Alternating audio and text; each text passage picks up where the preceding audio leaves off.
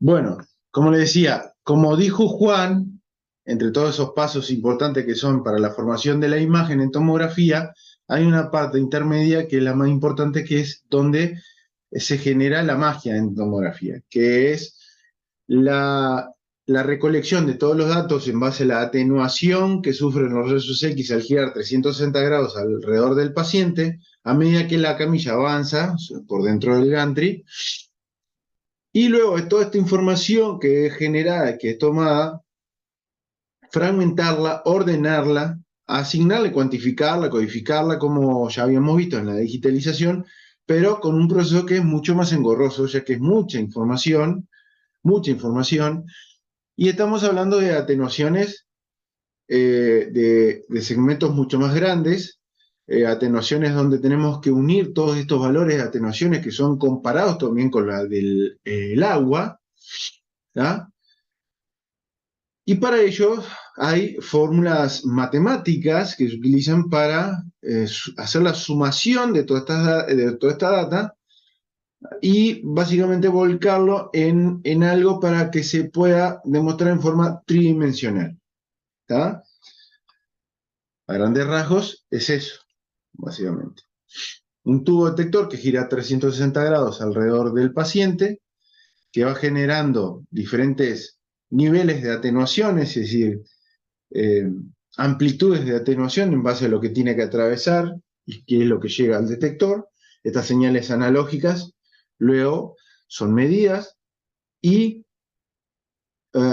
básicamente por medio de las matemáticas de la tomografía, ¿ah? Utilizando algoritmos matemáticos, transcribir toda esta información en una imagen tridimensional. Es decir, recolectar la información en varios planos o en varios ángulos de planos bidimensionales para luego traducirlo en una única imagen tridimensional de un determinado segmento en la que se irradió o atravesó 360 grados en un determinado sector. ¿Tá? Entonces, es como lo dice acá, tuvo gira 360 grados, hace un abanico, hay una emisión de detección, se realiza un rastreo, dependiendo del FOB que utilizamos, todo un scan, y luego se convierte toda esa señal analógica en digital, mostrándonos básicamente una imagen tridimensional basada en la sumación de toda la información de planos bidimensionales. ¿Tá? Entonces, como si lo queremos estudiar bien, básicamente se basa en tres fases. Una fase que es prácticamente la adquisición, después el procesamiento y otra el tratamiento, porque no solamente se trata en la tomografía de la toma de muestras para generar una imagen, sino que también en el procesamiento de esta data, de este raw data que se obtiene, y luego del tratamiento de este raw data para obtener determinadas imágenes y determinadas reconstrucciones, ¿tá? Que se van a utilizar en el posterior diagnóstico de una determinada patología, lo que sea que se está estudiando o se está haciendo con el tumor. ¿Tá? Entonces, la adquisición de los datos básicamente está basada en eh, eh, las mismas descriptivas que tenemos en las radiaciones ionizantes que se manejan en tubos convencionales para RX. ¿Tá? El tema de la energía del haz, el tema del número atómico de los materiales que se tienen que atravesar, las densidades, los materiales y el espesor de estos, tenemos eh, las mismas pautas, las mismas normas. ¿Tá? Es decir, que cuanto mayor energía, mayor va a ser la atenuación, cuanto mayor el número atómico del material, mayor es la atenuación, mayor densidad, mayor atenuación, mayor espesor del material. Eso siempre se va a cumplir en el caso de la adquisición de datos cuando tenemos radiación ionizante, ¿no?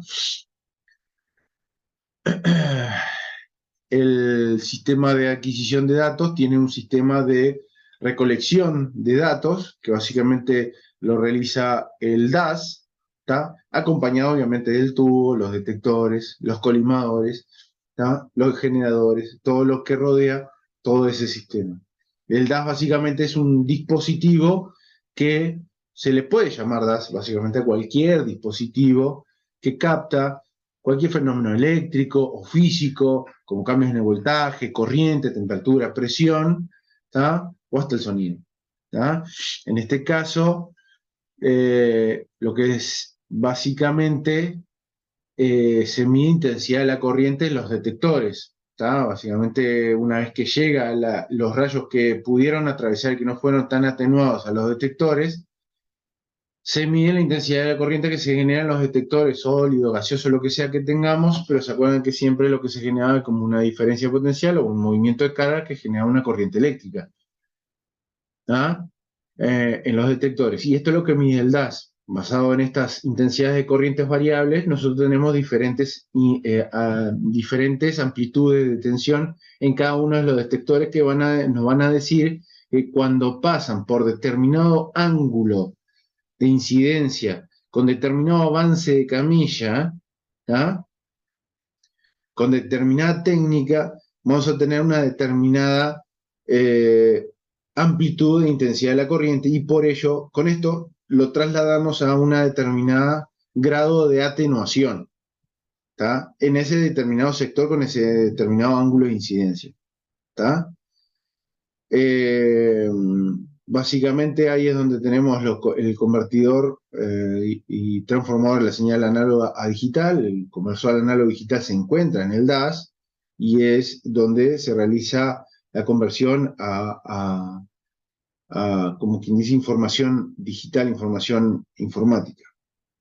La adquisición de los datos también utiliza una combinación de hardware-software para la aplicación de toda la... Básicamente nosotros tenemos que decirle al tomógrafo eh, con qué técnica se aplica esos fotones que le llegan, con qué velocidad de giro se está realizando la adquisición, con qué velocidad de avance de camilla se está realizando la adquisición. Básicamente nosotros lo hacemos cuando seleccionamos el pitch, cuando seleccionamos la rotación del tubo, cuando seleccionamos la técnica en kilovoltaje y miliamper. Entonces le estamos dando todos los datos necesarios para que el DAS pueda reconstruir de manera acorde la información y que las amplitudes de tensión se conviertan en valores fehacientes de grado de atenuación. ¿Ah? Después cuando pasamos al procesamiento de datos, básicamente es eh, cuando funciona todo el conjunto de tubo detector, generadores y DAS para obtener imágenes bidimensionales y después hacer el recalculando, ¿tá? De toda esta información para generar una imagen tridimensional. ¿Tá? En este caso, aquí es donde en el procesamiento de datos tenemos la matriz, donde se va a configurar toda nuestra muestra que se va a generar, ¿tá? A partir de las tantas proyecciones que hayamos realizado. Es decir, la obtención continua de imagen a través del paciente, 360 grados alrededor del paciente, en un movimiento continuo de camilla, si la adquisición es discoidal. Si la adquisición es axial, acuérdense que lo que hacemos es un giro completo, 360 grados, y sin avance de camilla, y luego realizamos el siguiente avance con el siguiente giro alrededor del paciente. ¿Ah? Básicamente tenemos un conjunto de proyecciones obtenidas, se hacen las sumaciones de los planos y la reconstrucción en una matriz y obtenemos la imagen final. ¿Está? Esto es una ilustración que básicamente nos muestra que, según la teoría de Radon, es necesario efectuar un elevado número de proyecciones para poder resolver una matriz. ¿Tá? Y de aquí diferentes métodos que se utilizan para la reconstrucción de estas proyecciones o múltiples proyecciones obtenidas. Pueden ser por métodos iterativos o por métodos de retroproyección filtrada, que ahora lo vamos a ver. ¿Tá? Básicamente estas dos técnicas son las principales para resolver estos dilemas. ¿Tá? De tener millones de proyecciones y que acuérdense que cuanto mayor cantidad de proyecciones tenemos, más fehaciente es la imagen que vamos a obtener, porque es más la cantidad de datos que tenemos para poder hacer la reconstrucción. ¿Ah? Lo que hace el software es tratar de igualar la ecuación de Radon. La ecuación de Radon decía que tendiente a más infinito. Lo que hace el Claro. software es rellenar esos espacios. Si tenés 1000, rellena los espacios para que el 1000 tienda al infinito. Claro. Obviamente, como dice el compañero, nunca vamos a poder llegar a un infinito de proyecciones. Vamos a tener un determinado número de proyecciones limitados, en lo cual no solamente las proyecciones, sino que acuérdense que con el factor pitch nosotros podemos hacer un avance mayor o menor de nuestra camilla. Y con esto nosotros tenemos sectores huecos que se tienen que rellenar con información basada en la información que ya tenemos, básicamente. Entonces, a veces el tema de ganar en resolución temporal nos hace pecar en resolución espacial y en la posibilidad de tener con esto artefactos que vienen de cajón por el hecho de haber cambiado en pitch más amplios. ¿Tá? Después eso lo vamos a ver, pero sí, es como dice el compañero. Básicamente todos los sistemas informáticos están asociados a estos equipos, están hechos para darte la información más fehacientemente posible, reconstruir en base a lo que se obtiene, y cuanto más información vos le des, mejor. Pero acuérdense que también tiene algo negativo, que es la dosis que puede recibir el paciente basada en la cantidad de proyecciones o el pitch que estamos utilizando. Ah, entonces se trata de una forma en la que se va a manejar información recogida para la reconstrucción de la imagen final, ¿tá? Dependiendo de la fase anterior, que básicamente era la fase de adquisición de datos, ¿tá? Eh, vamos a obtener una mejor o peor imagen tridimensional. ¿Tá? Todo esto gracias a las matemáticas, matemáticas tomográficas que se llaman, que son toda una serie de algoritmos matemáticos que obviamente no vienen al caso que nosotros sepamos sobre eso. Nosotros no vamos a salir siendo ingenieros, simplemente queremos hacer tomografía, pero hay toda una matemática por detrás que facilitan a la hora de generar todos estos cálculos, y que hoy en día con los cálculos, con la capacidad informática que se obtiene o que se tiene, esto es casi no lo vemos, no vemos el cálculo matemático, no vemos los algoritmos que se aplican. Básicamente esto lo hace de forma casi instantánea. ¿Tá? Eh, y bueno,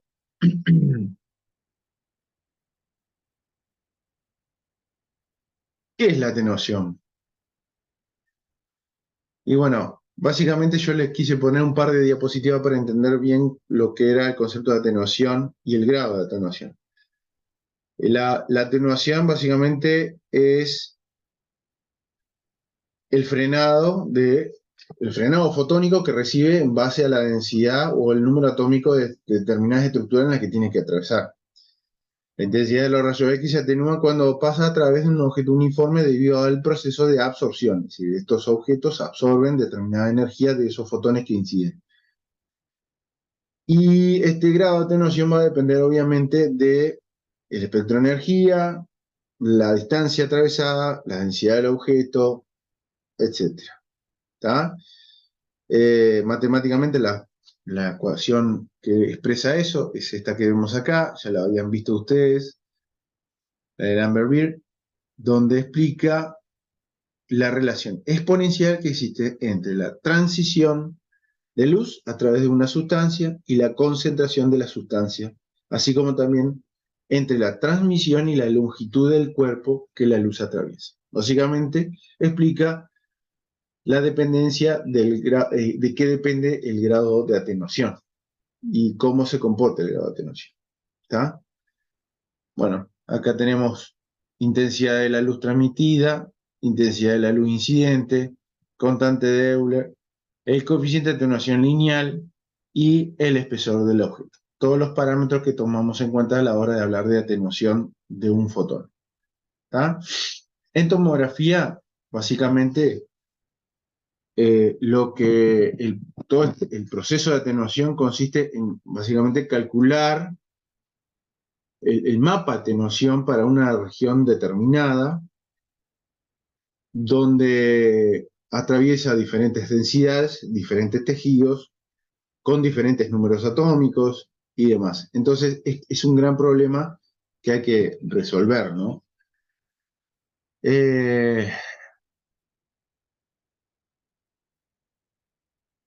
Básicamente, ¿cómo se resuelve?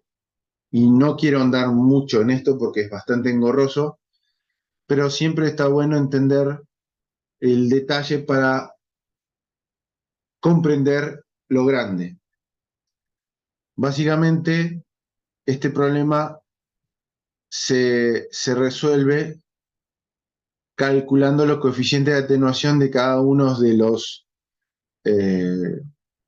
de cada una de las regiones diferentes en las que tiene que atravesar bajo determinadas consideraciones, es decir, que existe un cierto número de objetos X a través de el espesor que tiene que atravesar y que cada objeto tiene el mismo tamaño.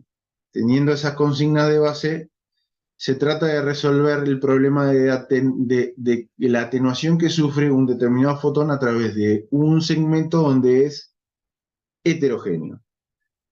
¿Tá? Entonces, los segmentos, se divide ese trayecto por el cual tiene que atravesar el fotón en determinada cantidad de segmentos que básicamente se va a corresponder con la matriz en la que nosotros vamos a usar para una tomografía. Supongamos 512. Y básicamente se asigna ese segmento a cada uno de esos segmentos como de un único tamaño específico. ¿Tá?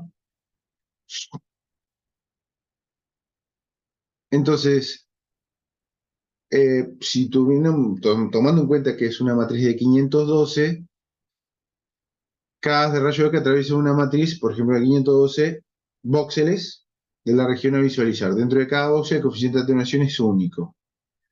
¿Tá? Se conforma una matriz, arreglo de filas y columnas, 512 por 512, donde se almacena el coeficiente de atenuación en correspondencia con la posición de cada voxel. ¿Tá? Y así sucesivamente. Se van gradando. ¿Cómo le explico?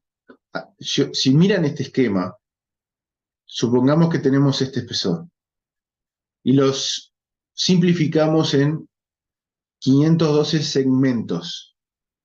¿Tá?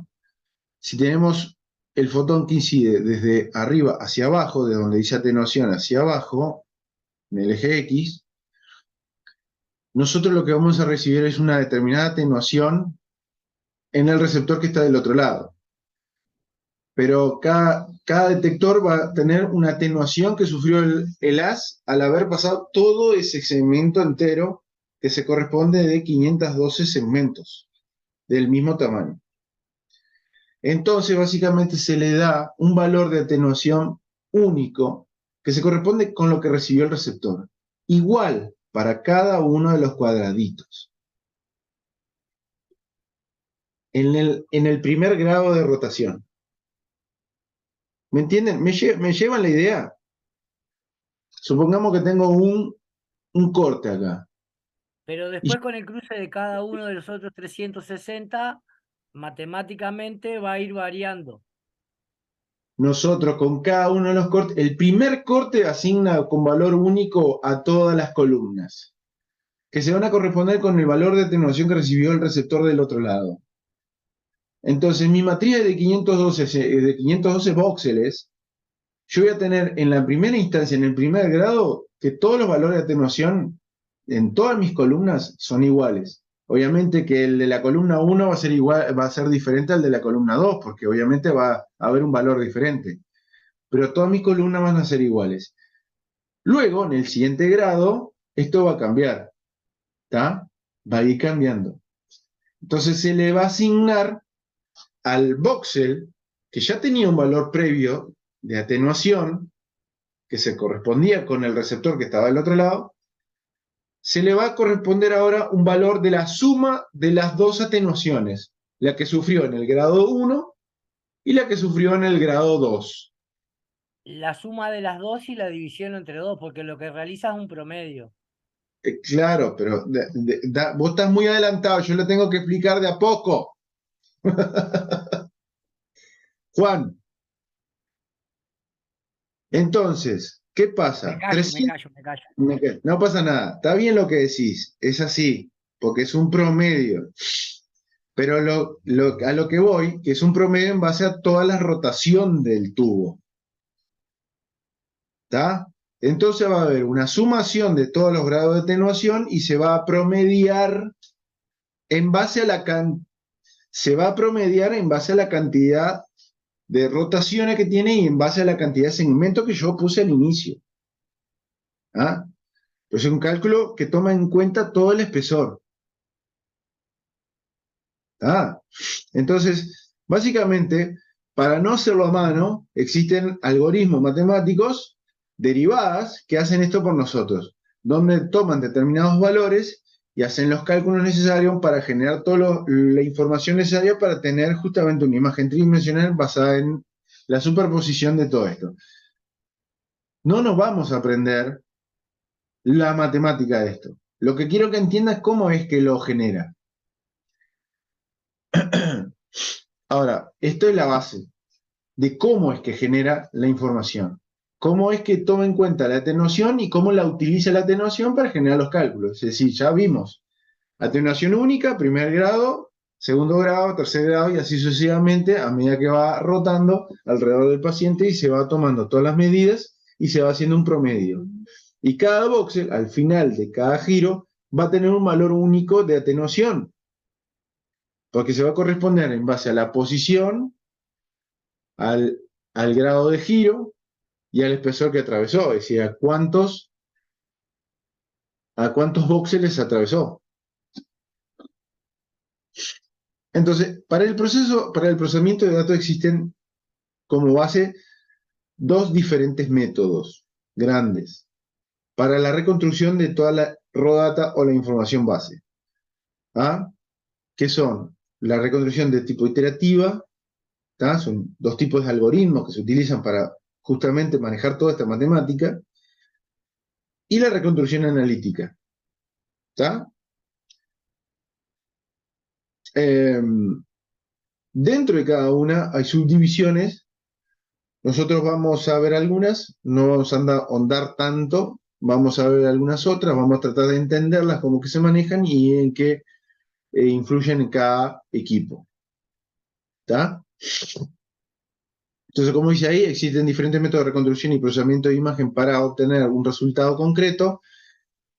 Este es un tema que todavía no está resuelto definitivamente y conforme se van desarrollando nuevos algoritmos de reconstrucción, se van introduciendo cambios en los equipos de tomografía. ¿Por qué les puse esto? Porque está puesto esto así, porque continuamente en tomografía se está avanzando en nuevas metodologías de reconstrucción, en nuevos algoritmos de reconstrucción, ¿ah?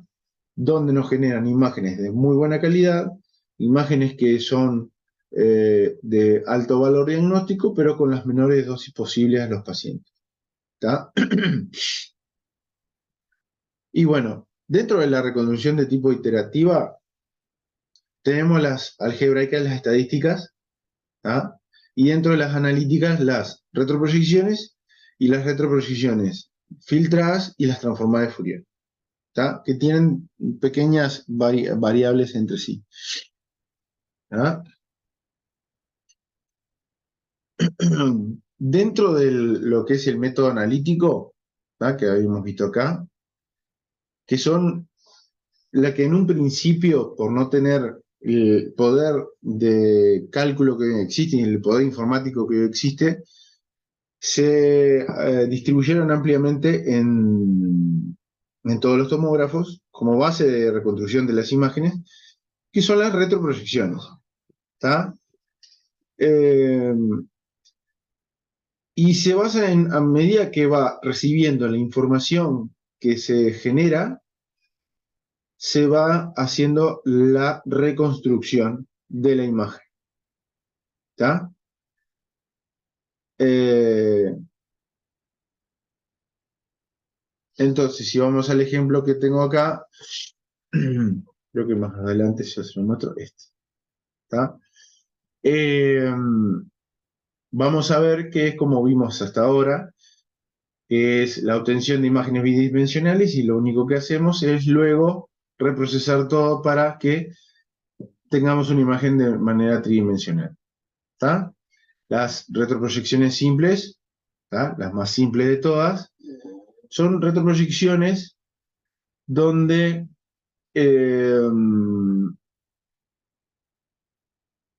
se utilizaba en un principio eh, el algoritmo de Radon, es un algoritmo muy viejo que existía, pero que servía como matemática de base para la generación de la imagen, con la desventaja que generaba mucho ruido. ¿Tá? Esta imagen no era nítida, no tenía alta definición, pero era muy rápida de adquirir y de obtener. ¿Tá? Se basaba básicamente en una...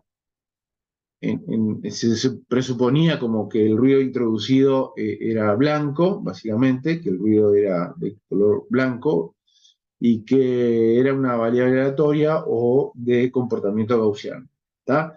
Más allá de todo eso, les quiero mostrar un ejemplo de retroproyección simple, donde obviamente las matemáticas son muy complicadas, siempre, para la simple y después para la filtración de la retroproyección de este tipo, pero lo vamos a tratar de hacer lo más eh, fácil posible. Es como básicamente lo explicábamos recién con los grados de atenuación. ¿Está? Se miden grados de atenuación, en cada columna se da un valor de atenuación, X, basado en lo que recibe el receptor, luego se va al siguiente grado de atenuación y se le va haciendo una sumatoria de los grados de atenuación. Cada valor definido, al final de todo el giro, de toda la obtención, nos iba a dar una matriz determinada con valores de atenuación individuales para cada voxel. En ese giro, básicamente. Solamente en ese giro de 360 grados, en ese segmento. Luego, en los subsiguientes segmentos, giros de obtención, en el scan, tenían que hacer todo el mismo cálculo. ¿Ah? Todo giro, atenuación, giros y atenuaciones, promedios y generar para cada giro de 360 grados, para cada segmento, para cada cortecito, luego los valores de densidad, ¿tá? Que en tomografía vamos a ver que son valores de la escala Hanfield, que ya vimos un poco cuando hablamos de ventana y centro de ventana. ¿Tá?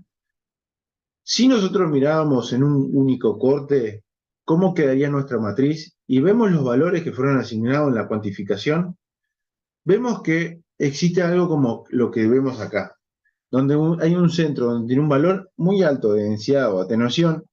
Si tuviéramos acá un ejemplo de un objeto como este que tenemos acá, un cilindro con algo muy sólido en el centro, ¿tá? Y si le hacemos los perfiles de atenuación y le hacemos una tomografía de esto con una retroproyección del tipo simple, en uno de los cortes, en una de las vueltas, lo que vamos a obtener es estos valores.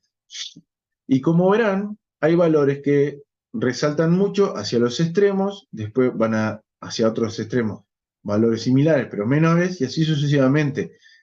Y el efecto de esto es que para la imagen que nosotros tenemos, es que se vea estrellado. Una flor, una ¿Cómo? flor, una Eh, flor. claro, es como una flor, como una estrella de muchas espigas, y cuanto más espigas son más proyecciones que se obtuvieron de ese corte. Que ¿Tá? cuando llegas cercano al infinito, es lo que la flor, los pétalos son más finitos. Claro, ahí va, como decía Juan, el hecho de que cuantas más proyecciones tengamos, mejores para la imagen porque la resolución mejora, es más fiel la imagen, pero como verán, con 64 proyecciones tenemos este halo que está por fuera, que no nos deja una definición o un contraste exacto de lo que nosotros teníamos, que es básicamente un cilindro con nada, hueco, con algo sólido en el medio, muy denso. ¿Ah?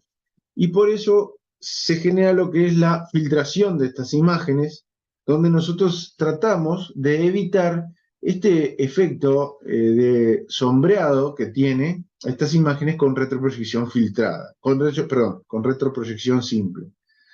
De aquí es que existen las retroproyecciones filtradas, que es un cálculo donde se genera una inversión de los valores que están en los extremos, ¿tá? Una inversión de estos valores extremos, para que justamente evitar esto. ¿Tá? De aquí es que sale la retroproyección filtrada, que básicamente es un filtro que se le aplica a la imagen por retroproyección simple. ¿Tá? Básicamente se le implanta una fórmula matemática que le no le va a suavizar, sino que lo que va a hacer es contrastar la imagen, vamos a hacerlo así. ¿Tá? Entonces, básicamente la retroproyección simple es como la retroproyección filtrada es como la retroproyección simple, lo único que se trata de evitar la borrosidad de la imagen por retroproyección simple, ¿tá? Mediante una fórmula matemática que se aplica aquí. ¿Tá? Estos filtros pueden ser de dos tipos, ¿tá? Frecuenciales o temporales, ¿tá? Se dividen en dos tipos. ¿Tá? Y bueno, yo solamente voy a nombrar algunos. Vamos a tener una clase sobre, básicamente sobre filtros, en donde vamos a hablar de filtros en tomografía y también en radiología convencional, y muchos de estos filtros también son aplicados para la resonancia, ¿tá? Donde ayudan obviamente a la obtención de imágenes mejores. ¿Tá? Pero para que se lleven para sus casas, las retroproyecciones filtradas, como le dije, tenemos de dos tipos, filtros o filtraciones de frecuenciales o temporales. Dentro de los frecuenciales tenemos filtros que llaman de paso alto, paso bajo, o filtros de pasabanda o rechazabanda. ¿Tá? Unos u otros simplemente mejoran, realzan los contrastes y otros atenúan los contrastes. Como verán, la representación de un filtro de pasa alta genera un realce mayor de las estructuras densas, es decir, genera un contraste más abrupto, ¿tá? En el dominio de las frecuencias. Y los temporales básicamente son filtros de convolución de la señal. ¿Qué es la convolución de la señal? Básicamente la convolución de la señal es generar un cambio en la matriz nativa que se generó de ese slide, de ese corte, mediante la aplicación de lo que se llama un kernel. ¿Tá? Un kernel es una matriz secundaria con valores predeterminados que pueden ser positivos, negativos, hasta cero, en lo cual se le aplica a esta matriz nativa para generar una resultante. ¿Tá? No son filtros generales, sino que son filtros sistémicos, sistemáticos, filtros que recorren toda la matriz y generan un resultado final. ¿Tá? Todo con el objetivo de generar una imagen de mejor calidad. ¿Tá? Profe, el de frecuencia lo entiendo clarito. O sea, dejá pasar altos o bajos o filtrás que entre tal banda y tal banda te deje. El de tiempo no lo entiendo. O sea, filtro tiempo o tengo un filtro hecho matemático que se le aplica a toda la matriz. ¿Es un filtro prehecho que viene para cada equipo y se le aplica a la matriz? Porque no entiendo qué es lo que por qué se llama filtro de tiempo. Yo en el principio pensé que era que tomaba otro tiempo de adquisición, pero después leyendo leí que era como algo que venía intrínseco en el equipo y vos lo aplicabas o no dependiendo de lo que querías ver. No lo entendí bien todavía, lo del tiempo. El otro sí. Claro, porque lo temporal es en el espacio. Básicamente, la frecuencia es como decís, es dejar pasar las frecuencias de algunos u otros voxeles y simplemente mejorarlas con... Es como que cambiar el histograma, básicamente, ¿no? Ver en qué parte del histograma estoy. En los filtros temporales simplemente son temporales porque se aplican sobre, ¿cómo te puedo decir?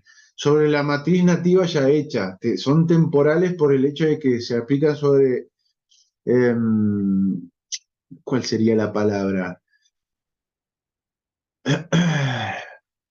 Te lo puedo explicar de otra manera para que lo entiendas. Simplemente los filtros sobre el tiempo o sobre el espacio o sobre la transformada, básicamente, son filtros que se aplican cuando la matriz ya está establecida. En realidad, podés mostrar la retroproyección simple como está, o podés simplemente antes de mostrar la nativa sacar determinadas frecuencias o no y mostrarla. Aquí en la retroproyección filtrada con filtros temporales, son filtros que lo podés aplicar hasta después, con la imagen ya hecha, ¿está? Porque son filtros que básicamente no tienen que estar preestablecidos, sino que podés gestionarlo para que después lo puedas aplicar después de la adquisición, después del reprocesamiento, después de que una imagen ya te salió y está muy suavizada y querés contrastarla. Son filtros de endurecimiento, por ejemplo, o algunos son filtros solamente para realce de bordes, se aplican así, y dependiendo del kernel, es lo que vos querés. ¿Está? Te entendí. Son ecuaciones que vienen dentro del equipo y las elijo o no, Claro. y le pongo, una se llamará de hueso, otra se llamará de parte blanda, otra ya... Ahora entendí, gracias. Eh, eh, no lo tenés como una fórmula matemática, sino que lo tenés un poco más fácil, porque vos en el tomógrafo lo tenés como LUM, BON, PLUS o SOF, así con Ah, esas nomenclaturas. por En eso, el pero es una fórmula matemática que le aplico a la grilla de voxeles que me correcto, modifican y chau. listo, O sea, es eso. es algo que viene en el equipo. Ya, ahora Ya sí viene en entendí. el equipo y vos lo podés seleccionar, lo podés setear. Son los filtros que vos podés utilizar luego de obtener las imágenes y poder visualizarlas si querés, y podés querer, bueno, no, yo qué sé, tenés toda una adquisición en partes blandas y mañana yo quiero hacer una reconstrucción en óseo, yo le tengo que hacer una reconstrucción con un filtro acorde, un filtro duro, que me realce los bordes o que me contraste mucho. Y yo voy a elegir filtros de este tipo, filtros temporales que le aplican un kernel por convolución a una matriz nativa que ya está y que luego, del recalculando, como quien dice, me genera una imagen bien contrastada, bien realzada, endurecida, que no sirve para ver partes blandas, pero sí sirve para ver densidades altas, hueso, por ejemplo. Ah, ¿entendiste? Ahora quedó más claro, ¿no? Impecable. Perfecto. Entonces, bueno, el resto, ¿quedó claro? O ya o se pegaron un tiro, todo el mundo que puede. Sí, no, más o menos. Bien, ¿no? Es medio complicado. Igual vamos a tener un teórico sobre filtrado y sobre tipos de filtro y que lo vamos a clasificar un poquito. Capaz que algunos que hacen fotografía o algo se van a dar cuenta mucho mejor porque está muy relacionado. Pero vamos a tener un teórico sobre eso. Algunos ejemplos de estos filtros temporales son los de filtro suavizado, perfilado, filtro de borde para eliminar ruido. Hay muchos, ¿tá? Y todos aplican un kernel como dijimos recién, ¿tá? Como verán, esta es una adquisición donde tenemos partes blandas, pero si le aplicamos un filtro más duro, queda más definida como lo vemos hacia la derecha, en el cuadro de la derecha. Bien.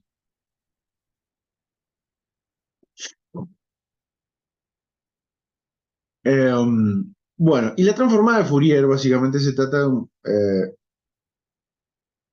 como dice ahí, Se trata del muestreo en el dominio de las frecuencias y reconstrucción de las señales en el tiempo discreto. Básicamente, la reconstrucción por transformada de Fourier es una combinación de varios tipos de filtrados que se utilizan directamente en la retroproyección filtrada.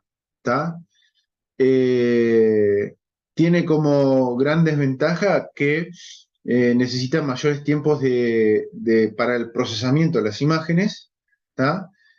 Y que como ventaja muy grande es que elimina mucho el ruido inherente o existente en las imágenes que vienen por defecto, con buena definición final y eliminando casi de no excelente manera, sino que de una considerable manera muchos artefactos que se generan o que también por retroproyección filtrada seguimos teniéndolos. ¿Tá? No quiero ahondar mucho en esto, simplemente vamos a ver que tanto para la tomografía y resonancia nosotros tenemos una forma de ordenamiento de toda la data, ¿tá?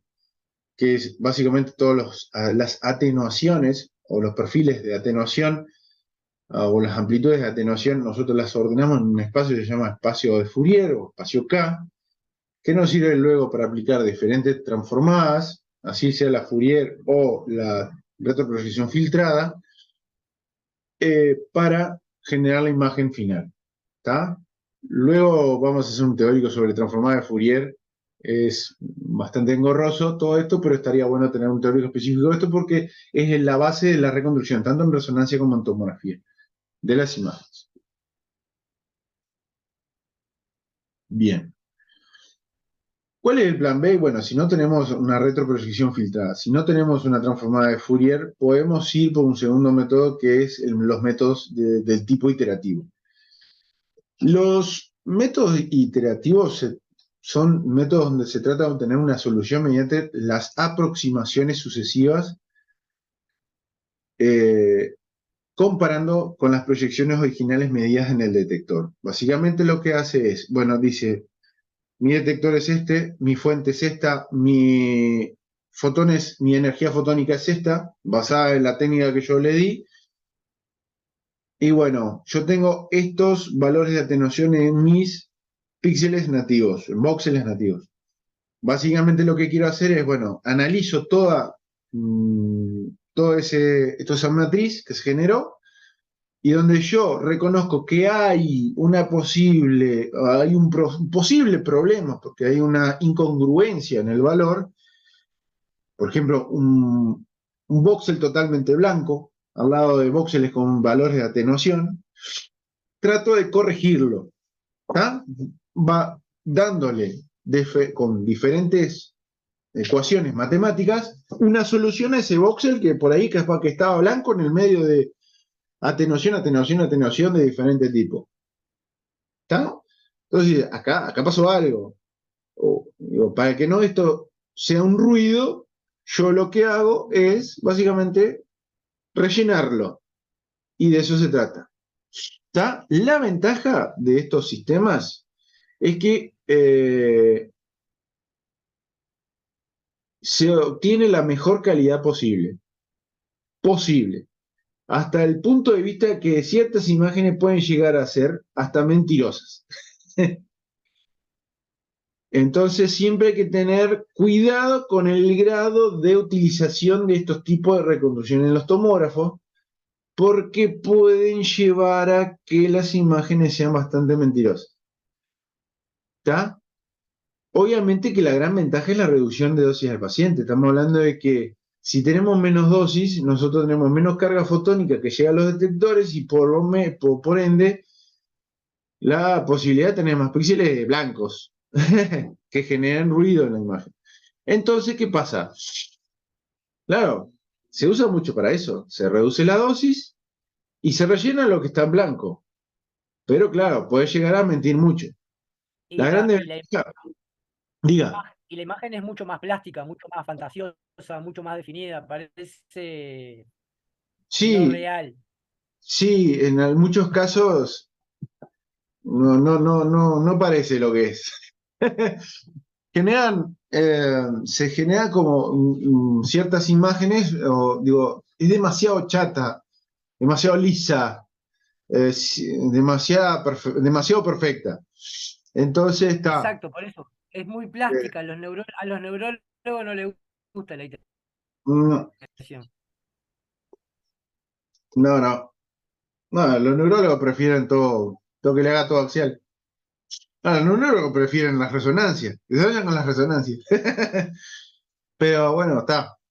Escúchame, como gran desventaja es que consume obviamente muchos recursos informáticos, muchos recursos de hardware, muchos recursos, que hoy en día lo tenemos, gracias a Dios. La Virgen dijo, cada vez estamos más zarpados en ese sentido, y bueno, lo tenemos, donde hasta se está pensando en básicamente algunos tomógrafos que sea solamente con reconstrucción iterativa, que el procesado de la imagen, sí, obviamente capaz que es obtenerlo con una retroproyección simple, tener un raw data y una base, una matriz base para poder modificar, pero de ahí solo que sea con iteración.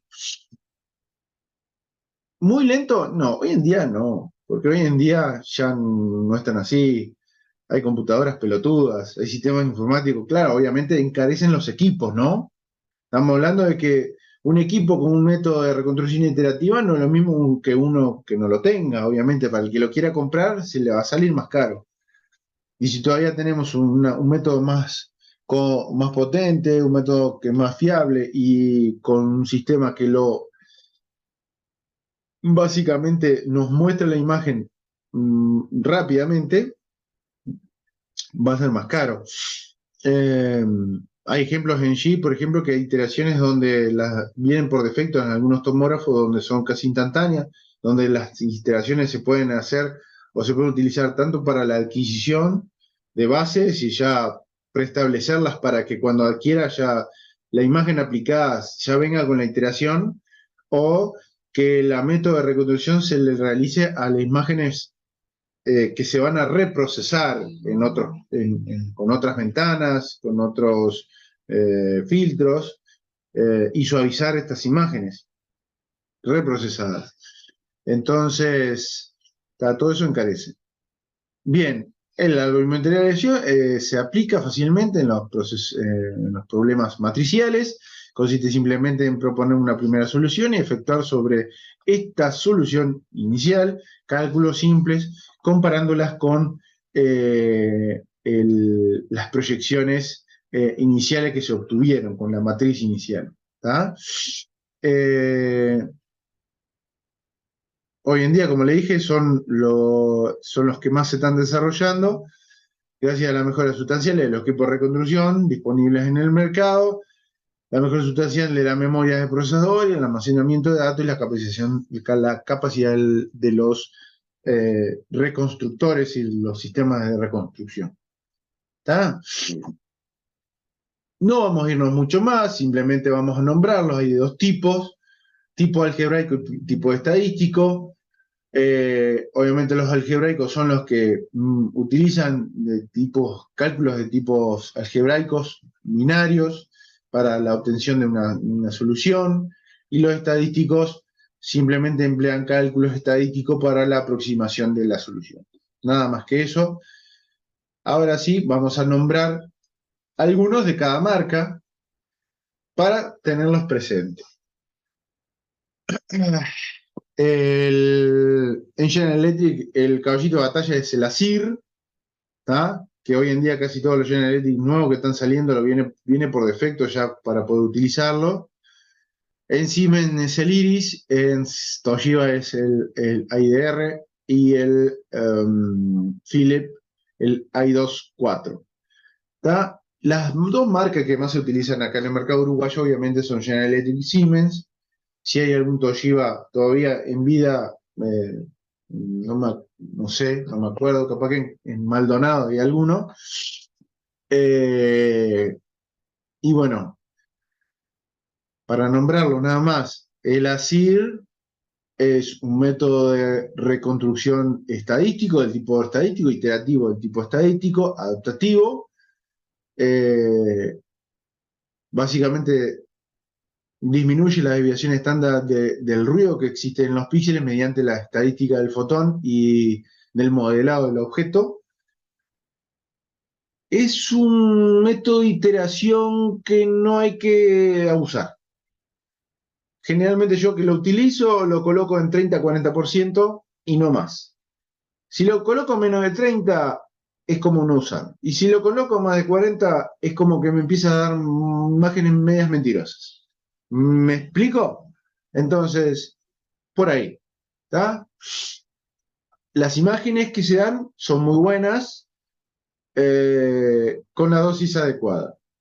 Se tiende a disminuir lo más que se pueda la dosis. Para esto existen las modulaciones automáticas mA en estos equipos, donde, obteniendo los espesores anterior, posterior y lateromedial de los pacientes cuando se realiza el topograma, calcula más o menos el miliamper que va a utilizar para cada sector o para cada corte. ¿Está? Va dándonos básicamente una tabla de miliamper y en base a la densidad que atraviesa, los valores a dar en el paciente. Estos son dos imágenes del mismo paciente. Capaz que no, pero para que se den en cuenta, yo creo que es del mismo paciente, yo creo que les puse el mismo paciente, con ASIR y sin ASIR. ¿Está? Y cómo yo puedo obtener una imagen buena, muy buena, con menos dosis y tener valores de DLP mucho menores. ¿Está? Y con esto, obviamente, mejorar la dosis al paciente. ¿Está? Después vamos a ver, ustedes ya saben más o menos lo que es un DLP en tomografía, pero después vamos a tener una clase de dosimetría en tomografía. Pero aquí tienen los DLP, que son considerablemente menores si tenemos con ASIR, obviamente, con modulación automática de miliamper, dando los valores de miliamper correspondientes, pero obviamente teniendo imágenes muy buenas con menos dosis. El bio es otro tipo de reconstrucción, es muy parecida a la CIR, donde nos da imágenes que pueden ser considerablemente buenas con dosis aplicadas al paciente casi hasta comprobadas, hasta por debajo de 1 milisievert, con muy buena calidad. Esto es un sombreado de superficie de un macizo facial, hecho con 14 mA y 100 kilovoltios. ¿Tá? Una imagen que en toda la dosimetría da básicamente 0,6 milisievert en total de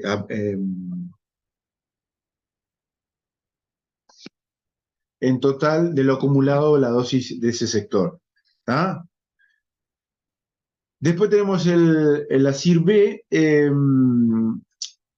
A ver, el bio, me faltó, que ahora que me acordé, una de las desventajas, demora mucho el procesado de las imágenes. Nos da una imagen que lo podemos obtener con muy baja dosis, pero para poder verlas demora mucho. Tenemos que dejar procesando el tomógrafo las imágenes para que después las presente y las podamos ver. ¿Está? El ASIR-B es como un ASIR, pero con esteroides. Es un ASIR que genera muy buenas imágenes, con hasta un 100% de la resolución espacial mejorada, como dice ahí, con hasta un 135% de la capacidad de detección con contraste bajo mejorada, es decir, aquellas imágenes que son intrínsecamente de bajo contraste. Acuérdense que el tomógrafo genera imágenes de bajo contraste. Si ustedes ven el vaso con los riñones y el hígado, son todos básicamente el mismo contraste. Y con la aplicación de estos tipos de métodos de iteración, lo mejoramos aún más el contraste intrínseco que podemos visualizar en estas imágenes. 91% menos de ruido en las imágenes y menos artefactos con rayas, es decir, artefactos por endurecimiento de las. ¿Está?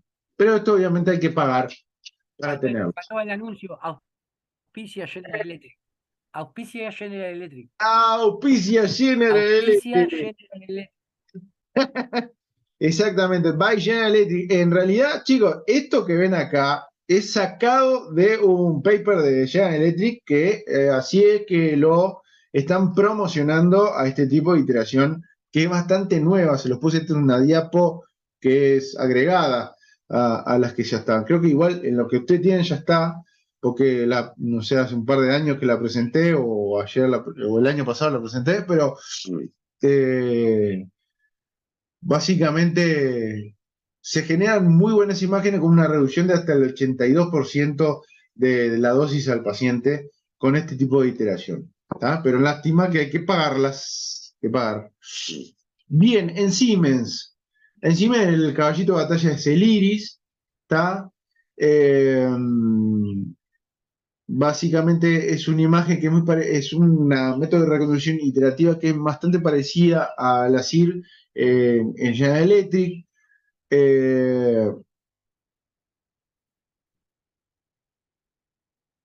Y bueno, básicamente utiliza el raw data que se genera en cada proyección para hacer las correcciones necesarias y obtener las imágenes. Para que vean, esto es un corte de cráneo que usted capaz que no sé si lo ven con buen detalle, pero con el iris mejora aún más el realce, el realce, o en realidad mejora la resolución de bajo contraste en sectores donde es difícil obtener ese contraste aumentado de las regiones, como acá la separación entre sustancia blanca y sustancia gris. Es media complicada. Si lo comparan con retroproyección filtrada solo, es mucho mejor la que con iris, ¿no? Después tenemos el Zafir. El Zafir básicamente es una retroproyección que se utiliza después de la retroproyección filtrada. Es decir, el Zafir se utiliza con la data que se generó de la retroproyección filtrada, es en conjunto con la retroproyección filtrada, y obtienes imágenes de muy buena calidad, como con una reducción considerable de dosis, de hasta un 30%. ¿Tá? El más reciente es el AIMAR. ¿Tá? Son métodos de iteración que sirven mucho para sacar artefactos por endurecimiento de las. Se usa mucho cuando tenemos regiones como ahí les puse el ejemplo de los implantes dentales, el macizo facial, que siempre están ahí y que depende de la posición del paciente, a veces salen en la fosa posterior porque están nacidos pacientes y las rayas te salen hasta la fosa posterior. Y bueno, si tenemos un Siemens con Aimar, podemos evitar mucho esto. Los empastes, los empastes de metal, causa artefactos que a menudo resultan en una calidad de imagen no diagnóstica, lo que cuesta tiempo para la planificación y potencialmente amenaza los resultados de la terapia. Un algoritmo centrado en la eliminación de artefactos metálicos, de tipo metálico, para mejorar la calidad de la imagen diagnóstica y obviamente sirve para todo lo que es prótesis dentales, quirúrgicos, marcapasos, etc. ¿Ah? En Toshiba tenemos el IDR, ¿ah? Que se trata de un modelo de iteración basado en el ruido y en el modelo óptico. Este es medio complejo, después capaz que se los explico, o capaz que no, porque nunca se los voy a preguntar igual, pero es un método de iteración que no es nada parecido a ninguno de los dos que vimos anterior. Es un método de iteración que maneja lo que se llama un modelado óptico de las imágenes, ¿tá? Donde elimina básicamente el ruido de las proyecciones y casi elimina por completo el endurecimiento de las. Son imágenes muy buenas y con muy baja dosis. Está acá el ejemplo de adquisiciones. Estos son dos cortes coronales de Avant Pelvis, el de la peli, como verán. Este tiene un CT de Vol, acá DLP mejor, de 1339 miligramos por centímetro, en comparación con utilizando IDR de 456 miligramos por centímetro cuadrado, es decir, mucho menos dosis efectiva al paciente, 6,8 milisieverts. ¿Tá? Estamos hablando de que son imágenes muy buenas, con muy baja dosis, pero que para el que tiene un Toshiba cuestan plata. Y en fin, el i2,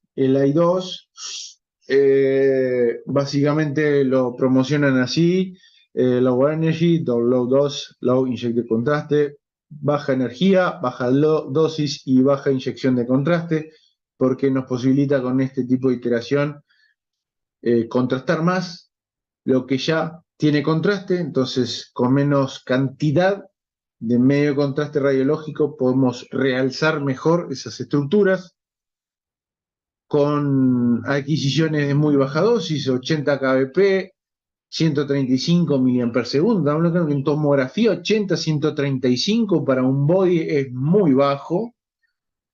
Y aquí tenemos imágenes de muy buena calidad. La trama pulmonar parece un dibujito de un libro, no Sí, tomografía. igualmente, no te confundas, esto tiene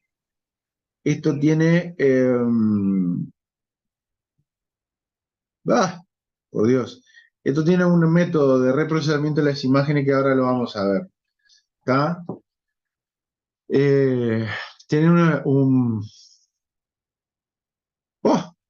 Se me fue. Puta madre. Un MIP. No me salía, por Dios. Borrá eso del video. Tiene un MIP, ¿tá? Tiene una proyección de máxima intensidad. Esto lo que se ve es trama muy marcada porque es para ver justamente un tromboembolismo pulmonar o algo por el estilo. Se visualizan de esa manera para verlo mejor. Igualmente, tiene un área acá, no sé si qué miércoles es. Habría que ver la imagen toda para subir y bajar y ver qué es. Pero te aseguro que esto estaba visto con MIP. ¿Tá? Que ahora vamos a ver lo que es. Bien. Algunos ejemplos nada más. Miren el otro tipo, bueno, aparte del i2, el más actual que está promocionando Philips como método de iteración, que se usa para, y casi específicamente, prótesis metálica, sacar ruido de endurecimiento del haz, el OMAR. Y acá ven la diferencia, cómo quedaría una cadera con una prótesis completa de cadera y el ruido que hace en comparación con una obtención ahí de pelvis con la prótesis utilizando OMAD y i2. Es increíble. Bueno, sí, un poquito más, 120, 270 mA, pero sigue siendo adquisiciones bajas, ¿no? De baja dosis. No muy baja dosis, es relativamente de menor dosis. Más ejemplos. Y vamos con lo último. La última fase del procesamiento de las imágenes es el tratamiento de estas, el postprocesado. Muchas de las herramientas de postprocesado la tenemos en el tomógrafo. Muchas otras herramientas de postprocesado la tienen los médicos que informan en las estaciones de trabajo, en las cuales se tienen que pagar extra para tenerlas, vamos a decirlo así, o a veces vienen de cajón en las estaciones de trabajo.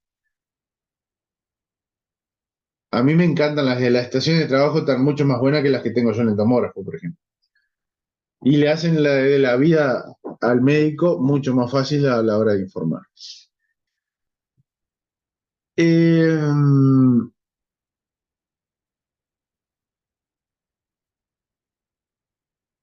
Bien. ¿Por qué 4D? No entendí eso. Ahora vas a ver. Claro, lo que quiere yo estoy tratando, yo leo, usted, si ven que yo paso es porque yo leo, trato de ver lo que dice ahí, trato de resumir y largárselo a usted un poco más resumido, más chico para seguir de largo, si no, esto se hace muy engorroso. Hay algunas que se clasifican de 3D y otras en 4D. Las técnicas de reconstrucción tipo 4D son las que se aplican para algunos segmentos donde se hacen con movimiento, tipo dinámicas, tomografías dinámicas. Se adquiere con varios enfoques y se hace que el paciente mueva ese sector. Entonces vos cuando reprocesas todo, lo ves con movimiento. Entonces es como que si fuera le dicen de 4D. ¿Tá? Es un VR con movimiento. Un volumen rendering con movimiento. ¿Tá? Bien. Nada, no quiero aburrirlos con esto. Pero hay un concepto muy importante a la hora del tratamiento de las imágenes y el postprocesado. Y para muchos de los postprocesados. Que tengamos lo que se denomina un isotropismo de los voxeles. Básicamente esto permite realizar las reconstrucciones del tipo multiplanar sin perder una resolución espacial considerablemente. ¿Qué quiero decir esto? Es que básicamente el tamaño de mis píxeles se corresponda con el tamaño el de mis voxeles. Y que yo en mis planos coronales y sagitales tenga la misma resolución que en un plano axial. ¿Ah? Ya somos 4. Sí, ¿será que los aburrimos? ¿Qué pasaba? Cuando no existía la capacidad de procesado de los equipos para generar imágenes en otros planos que no estén escalonadas, el tratamiento de las imágenes en diferentes planos se hacía muy engorroso porque lo veíamos escalonados. Con el avance en lo informático y el avance en las tecnologías de la informática, nos genera la capacidad, o también de la electrónica, y tener detectores de menores tamaños, posibilidad de adquirir con espesores más finos. Tenemos la posibilidad de que nuestros voxeles sean isotrópicos. ¿Está? Básicamente lo que vemos acá en este esquema es que mi voxel, mi píxel en el eje XY tenga la misma proporción que en mi eje Z. Y con esto generamos que nuestros planos, que no son axiales, es decir, sagital o coronal, se vean así como vemos acá, chatos, sin escalonamiento. ¿Está? Y eso es importantísimo a la hora de hacer un VR, por ejemplo, o un sombreado de superficie, para que tengan la mejor calidad posible. ¿Está? Obviamente que una de las grandes cuestiones de por qué podemos hacer esto es porque tenemos tomógrafos de mayor cantidad y hilera de detectores. Y que estos detectores se pudieron achicar todo lo posible. El tema de la miniaturización de la electrónica, eso es fundamental. ¿Ah? Dentro de lo que es tratamiento, entonces podemos decir que hay 5 tipos generales. ¿Tá? Reconstrucciones multiplanares, sombreados de superficie, proyecciones de máxima intensidad, VR y las 4D. Que va, si vamos al caso, 4D nunca vi. O no son muy utilizadas. Capaz que son a fines de mostrar en algún congreso, capaz, o algo por el estilo. Pero de valor diagnóstico, el VR ayuda, las Recon ayuda, en casos específicos. Los cirujanos plásticos te piden reconstrucciones, pero capaz que si le mandas un sombreado de superficie, para ellos es lo mismo. ¿Está? Y bueno, las reconstrucciones multiplanares es básicamente hacer reconstrucción en un determinado plano para obtener cortes de imágenes con determinadas separaciones en otros planos. Planos que no son curvos y planos de estructuras curvas que se visualizan en un plano. Y ahora vemos eso. ¿Está? La multiplanares no es obviamente una reconstrucción 3D, simplemente son reconstrucciones donde utilizamos un determinado plano para generar otros planos. A ver, igualmente nosotros cuando estamos en un tomógrafo de los más actuales, hoy en día cuando vamos al sector o a la parte del tomógrafo donde nosotros utilizamos para el tratamiento de las imágenes, Cuando nos presenta las imágenes, nos presentan los tres planos, axiales, coronales y sagitales, para que la visualicemos. Y generalmente agarramos todo el volumen fino, donde tenemos, no sé, 500, 1000 imágenes. Ahora, ¿qué pasa cuando nosotros, por ejemplo, estamos estudiando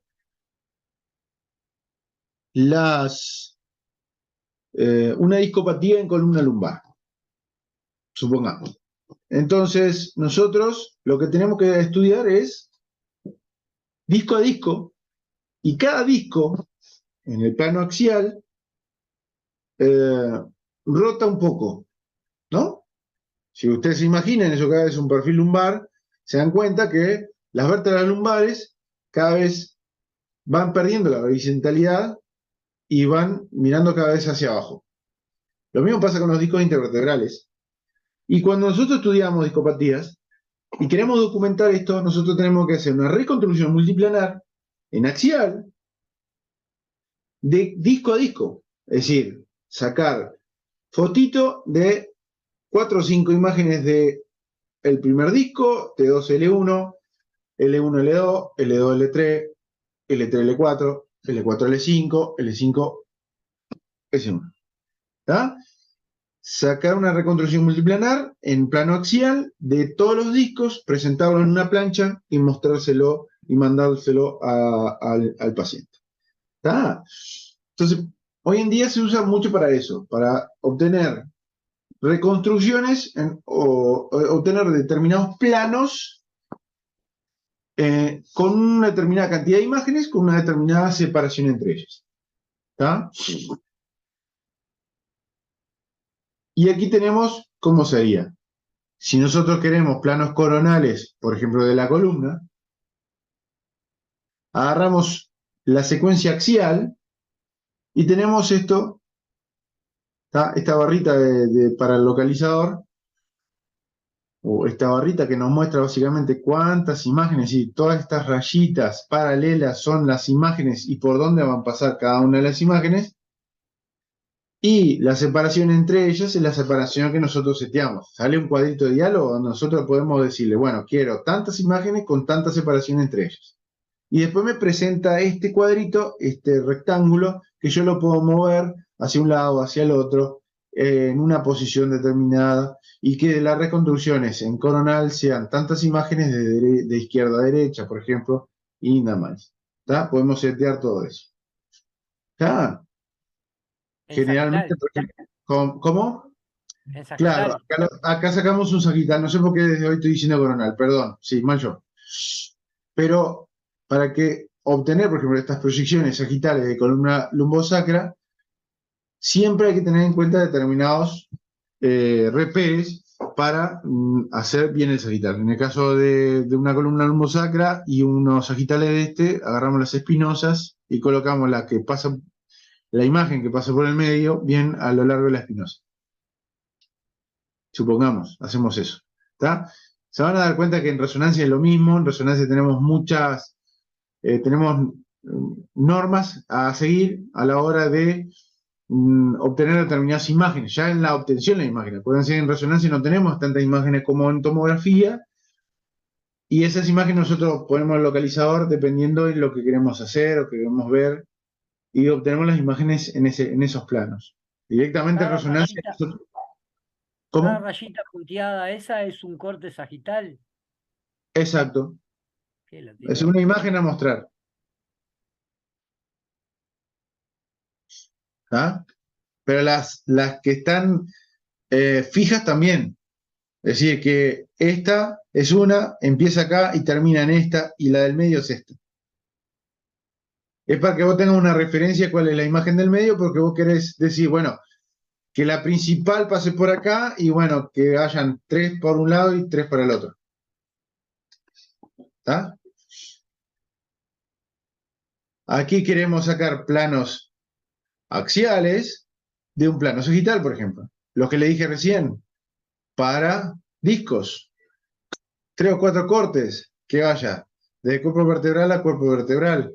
¿Tá? Y ajustamos que no sé, el segundo, si son 4 cortes, el segundo, o 5 cortes, que el tercer corte pase por el medio del disco. Eso es un reper, es una Es una norma que nosotros tenemos, por ejemplo, para documentar esto. Lo movemos, lo angulamos, todo lo que podamos así. Esta, por ejemplo, que la del medio, pase por bien el centro del disco. ¿Tá? En este caso, vemos como el disco tiene una protrusión hacia dorso y no hacia atrás, que es lo que puede ser que pince. Pero en este caso está hacia adelante. ¿Tá? Por eso hacemos que una por lo menos pase por el disco para saber hacia dónde protruye. Aquí sí, planos coronales de columna lumbosacra, planos rectos coronales, también lo mismo, cuadrito para mover las imágenes, cantidad de imágenes, separación entre ellas. Ahora, ¿qué pasa con estructuras curvas que yo quiero ponerlas en un único plano y visualizarlas completas? Tenemos acá el ejemplo de la mesentérica, la esplénica, la miércoles, ¿cómo estoy hoy? La esplénica, donde nosotros tenemos una herramienta que es como un marcador a lápiz, donde le hacemos todo el recorrido de la esplénica hasta donde termina. Y después eso nos presenta en un único plano. Así la esplénica, la aorta, cualquier vaso que ustedes quieran estudiar. ¿Está? Y con eso podemos visualizar estenosis, podemos visualizar algún trombo impactado o algo por el estilo. ¿Está? Hoy en día, por ejemplo, las estaciones de trabajo, muchas estaciones de trabajo para los médicos, esto se lo hace mucho más fácil. Básicamente le colocan un punto al inicio y un punto al final del vaso y él te lo presenta, recto. Es decir, como que la estiró y te la mostró ahí. En MIP, con contraste y en VR. En las tres imágenes así, te las coloca.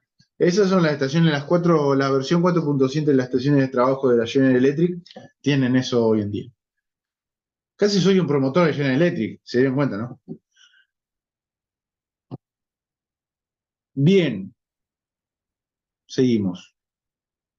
Sombreado de superficie. Sombreado de superficie es una imagen 3D porque podemos visualizarla, podemos girarla en una imagen que es tridimensional. Ahora, ¿de qué se trata? Básicamente el sombreado de superficie es una imagen densa, dura, donde nos va a mostrar todo lo que está por debajo de ese umbral. ¿Está?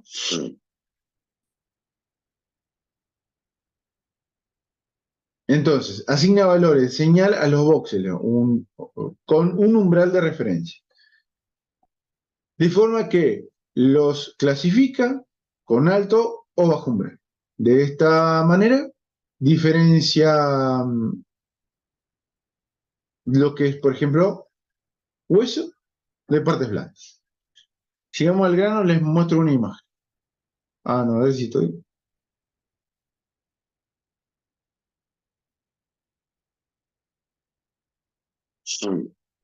No, no tenía una imagen que les mostrar.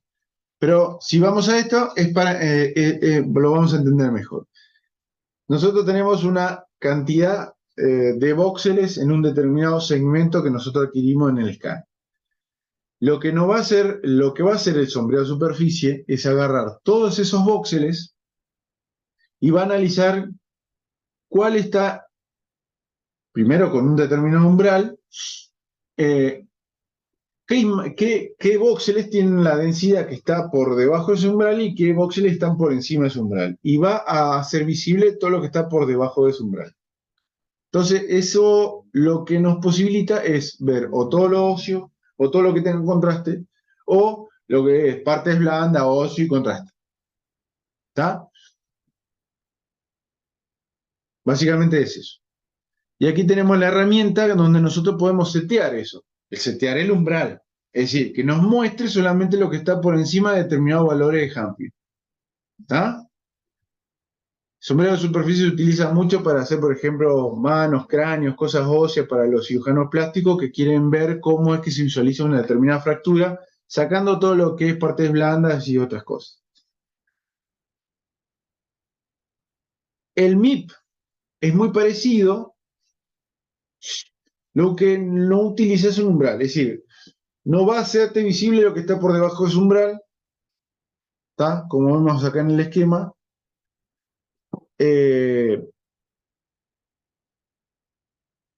Si ven el esquema, lo que está por encima del umbral es siempre lo que tiene mayor valor de densidad, es decir, puede ser el hueso, el metal. Si el umbral está por debajo de lo que es tejido blando te muestra todo lo que es tejido blando, hueso y lo que es metal.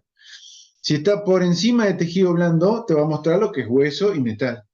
¿Me entienden, no? Todo lo que está por encima es umbral, por debajo no.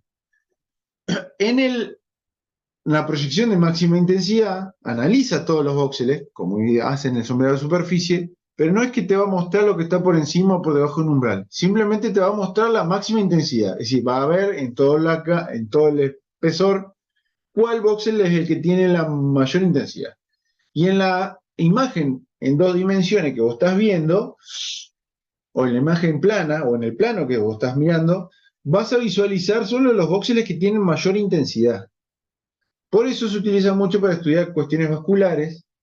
En el parénquima pulmonar, como veíamos hoy, lo que estaba viendo era todo el árbol vascular pulmonar para ver si tiene un tromboembolismo pulmonar. Entonces lo que te muestra es el árbol pulmonar porque vos le hiciste una angiografía pulmonar. ¿Está? Para ver la arteria pulmonar y todas sus ramas, ¿está? Para ver si no hay un trombo impactado en algún lugar. ¿Está? De eso se trata el MIP. Se usa mucho en vascular. La cuestión es que se puede confundir con el hueso. Si tenés hueso lo vas a ver, porque la densidad del contraste es alta y la densidad del hueso es alta. Si es en un lugar donde hay hueso también lo vas a ver. Bien, el último, bueno, el anteúltimo, el volumen rendering. El volumen renderizado utiliza todo el paquete de voxeles, todo el paquete de imágenes, en realidad todo el scan, analiza, pero en este caso no te va a mostrar la proyección de máxima intensidad, te va a mostrar todo, pero te lo diferencia con colores. ¿Está? Él básicamente tiene un gradiente de colores que le asigna un determinado valor en unidad de Hanfield, un determinado color. Y él dice, bueno, está, si acá hay contraste, seguramente es un árbol vascular, y te lo pongo en rojo. ¿Está? Porque el contraste tiene esta atenuación, color rojo. Listo. Ahí te lo coloca. ¿Está? Y le va a dar color. ¿Está? Tiene lo que se le llama una función de transferencia. ¿Está? Que es como un trapecio que lo vamos corriendo en el histograma de la imagen. ¿Está? Si lo visualizan bien, lo vemos acá. Ese trapecio es una gama de colores, que dependiendo del lugar del histograma donde lo coloquemos, es qué es lo que va a colorear. El histograma básicamente va a reunir los píxeles en forma de frecuencia, es decir, lo va a ordenar por su frecuencia a los píxeles que están, o a los voxeles que están en una determinada imagen. Va a decir, bueno, hasta acá están los demás, con todos los que están con esta densidad están acá, los que están con esta otra densidad están acá, y así sucesivamente.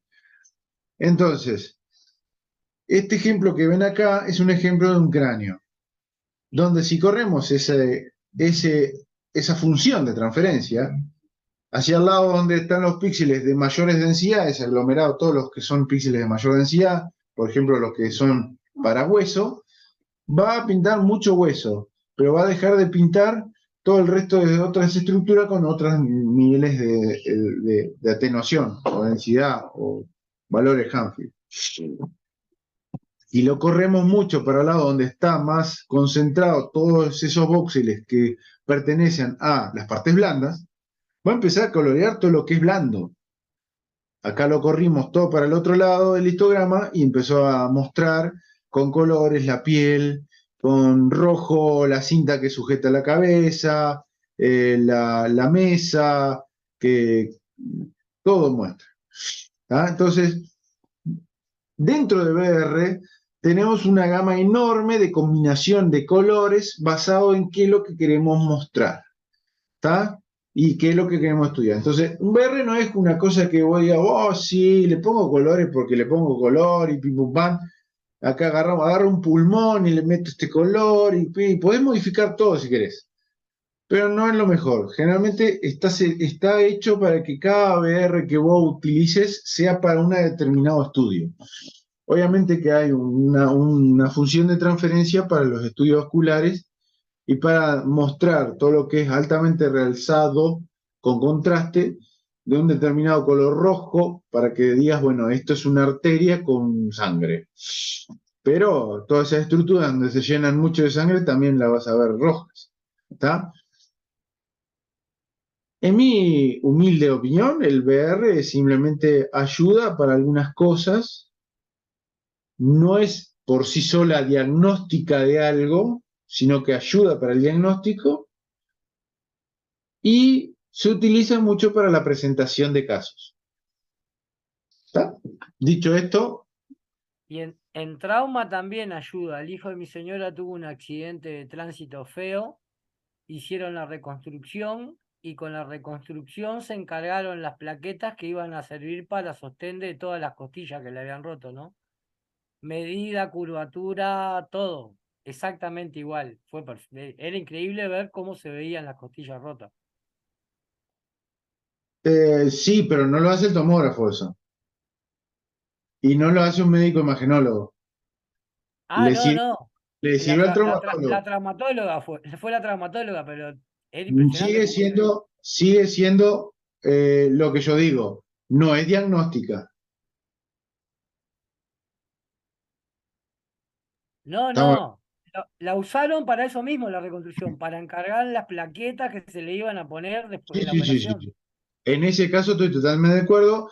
Las reconstrucciones en tres dimensiones de determinadas estructuras y malo óseo, que estamos hablando de que igual un sombreado de superficie lo hace, no precisa ser un VR, porque con un buen sombreado de superficie, las reconstrucciones para hacer piezas anatómicas a molde sirven. Yo trabajé en odontología, se hacían muchos moldes, se hacían muchas reconstrucciones 3D en un tomógrafo de cráneo que hay ahí para macizo facial, para todo maxilar inferior, para todo el aparato eh, ortomagnático o algo así. eh, pero era para eso, ¿está? No era diagnóstica, el paciente todo ya se sabía lo que tenía y el diagnóstico se hacía con otras cosas. Pero para la generación de cosas como esa, prótesis, para la aplicación de algunas otras tecnologías, otras cosas, sí, está muy buena y ayuda un montón. Pero sigue siendo no diagnóstica y como para presentación de casos, por lo menos en imagenología. En traumatología se hace mucha tomografía y piden muchas reconstrucciones. En cirugía plástica también, se pide mucho.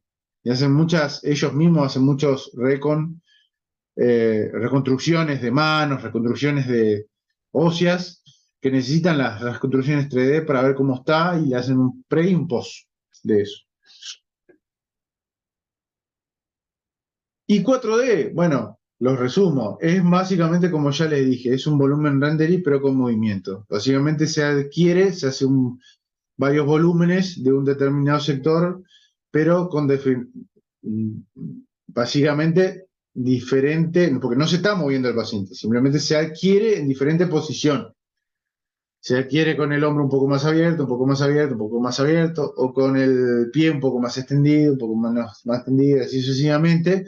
Se hacen varias adquisiciones y se reprocesa todo, y lo que tenemos como final es estas imágenes que vemos acá. ¿Está? Porque obviamente el paciente no se mueve, el paciente cuando se adquiere queda quieto en la posición donde va. Chicos, terminamos. Parte 3. Es larga. La clase que viene vamos con el tema de otros conceptos que para tener en cuenta en tomografía. Vamos a hablar de artefactos. ¿Está? ¿Dudas, chicos?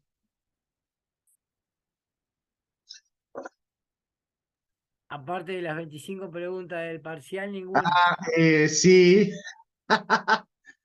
Va a ser fácil, loco, sabes un montón. Dale, metele, hacelo ahora. Prepara tu mate y hacelo. Es un pipupán. Son 25 preguntas, che. Dale, gracias, Carlos.